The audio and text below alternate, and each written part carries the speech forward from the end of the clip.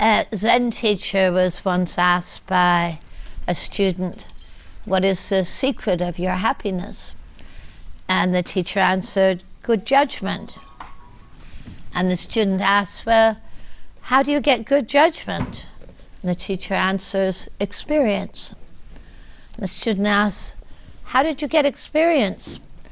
The teacher answers, "Bad judgment."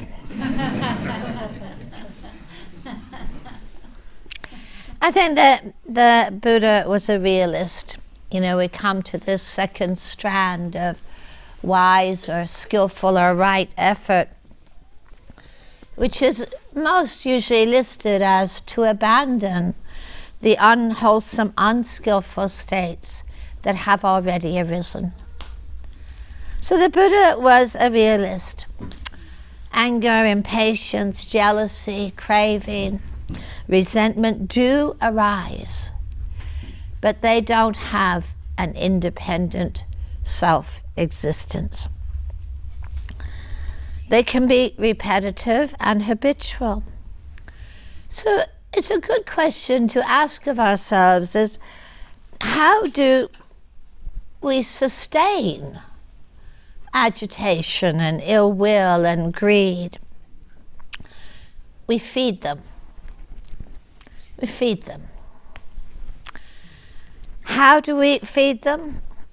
Often with our thoughts, our stories, our memories, our narratives. There's a closed feedback loop that often gets set up within unwholesome states. You know, you think of a mood of anxiety and how often that's going to produce a lot of anxiety thinking, anxiety stories. Those anxiety stories and thinking are going to feed back, to deepen and to strengthen that state of anxiety. Probably then even the story gets bigger. Then the body starts to get impacted and you start to know the body of anxiety, the body of fear. And there's another toxic piece that often gets added in, which is a kind of forming of a view of I am. You know, I'm an anxious person, I'm a fearful person. And those closed feedback loops can go round and round and round. We might learn that we can stop feeding them. Mindfulness, you know, this might sound strange, mindfulness is not always enough. As a certain mythology that if you just be with something, it's going to disappear. Mindfulness is not always enough. And the Buddha is very clear on that. It's okay to take our attention elsewhere. It's okay to practice wise avoidance. It's okay to learn how to calm that feeding process. And then those states will change. They might be unwelcome, they might be uncomfortable, but think about if someone gate crashes your dinner party, an uninvited guest. You know, if you invite them in and give them a feast, they're going to come back. You know, and you can always just kind of calmly just greet them at the door and say, not today, thank you, you know. How do we abandon? So, you know, there's a discourse where the Buddha goes through this long list of how do we abandon. Abandoning is not an act of harshness. It's an act of applied wisdom. It's an act of applied wisdom. It doesn't, imply, suppression. It doesn't imply aversion. I think in the way that the Buddha uses this word, it's an act of applied wisdom out of concern for our own well-being, and actually sometimes out of concern for the well-being of those around us. So how do we abandon? Well, the first thing is to know what's going on. To know this is impatience, this is jealousy, this is aversion, this is greed. The first thing is to know, to be able to see. And there are times actually when this knowing and this seeing is actually enough.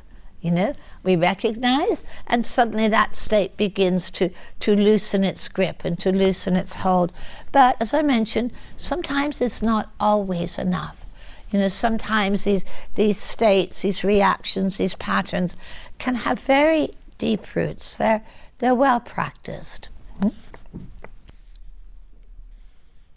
We might practice restraint using that image that I used before. The Buddha was so clear, saying if you want a fire to keep burning, just keep throwing the logs on it. And if you want a fire to go out, stop throwing the logs on it. And the logs, of course, are mostly in our thoughts, our associations. So there's a great art in meditative development.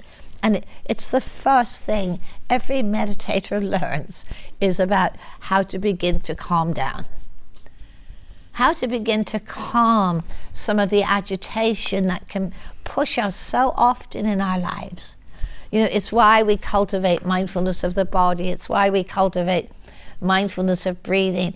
We're simply learning to calm the agitation. And that is a huge refuge and a huge blessing in our lives. Calming the storytelling. And the body is really a great ally in this. The body is a great ally. So the Buddha says, okay, well, maybe you practice some restraint, and perhaps this is still arising. And perhaps, this aversion or this resentment is still present. He says, take your attention elsewhere. If the mind is trapped by aversion, we might take our attention to something that gladdens the heart. Because we know that in aversion, what's missing? Any kind of gladness, any kind of joyfulness. And we might learn to take our attention just to see the cherry blossom, just to listen to the sound of the birds, to take our attention somewhere that gladdens our heart, to remember there is another way of being. This, I think, in the Buddhist teaching is called wise avoidance. And I know any of you who have anything to do with the contemporary mindfulness world, or maybe even some strands of meditation, avoidance is a kind of sin, isn't it? You don't avoid anything, you learn to be with everything. If you stand too close to the fire in an unresourced way, you're going to get burnt. And wise avoidance is not about saying not this, not ever. It's about saying not this, not now. Not this, not now. And so we might take our attention to something that gladdens the heart. But it says, well, if it's still arising, or if it's still present, investigate. Investigate. How do we know the landscape of aversion? How do we know the landscape of anxiety, of impatience? How do we know it in the body? Where is it present in the body? Where is it not present in the body? It's almost like palpating experience.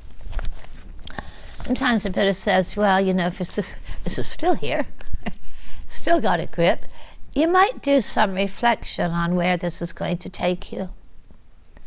People become ill with anxiety. People become ill with aversion. These patterns, some of these states are not benign. They hugely impact our the well-being of our bodies and our minds. Where is it going to take us? To peace or to distress? He said, if it's still present, we're talking about the really intractable, the stubborn here. He says it's still present. This might be a good moment to cultivate the wholesome that is not present. To cultivate quite consciously, to turn our attention, to incline our minds towards cultivating spaciousness, kindness, appreciation, joyfulness, remembering that whatever we practice, we will get better at. Now we come to one that's actually a little bit more challenging.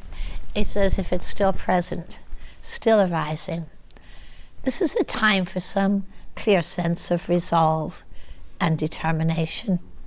And you might press your tongue against the roof of your mouth and not go there. And not go there.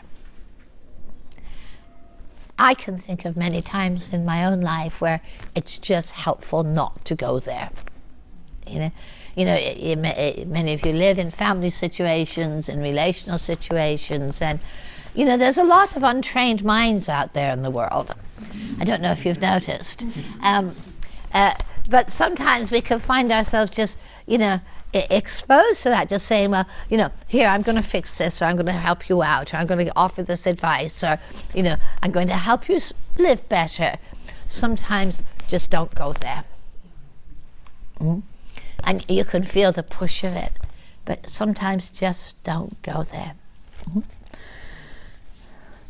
The last of the suggestions that the Buddha offers in the face of the arisen unwholesome states, he says, sometimes in those moments when we are so deeply gripped and lost by aversion or by anxiety, impatience, he says, sometimes you need the help of a good friend. You need the help of a good friend. And that might not necessarily be the person, an actual person in my life. Sometimes the help of a good friend is listening to the teaching. What helps us to remember? What helps us to remember that there is another way of being?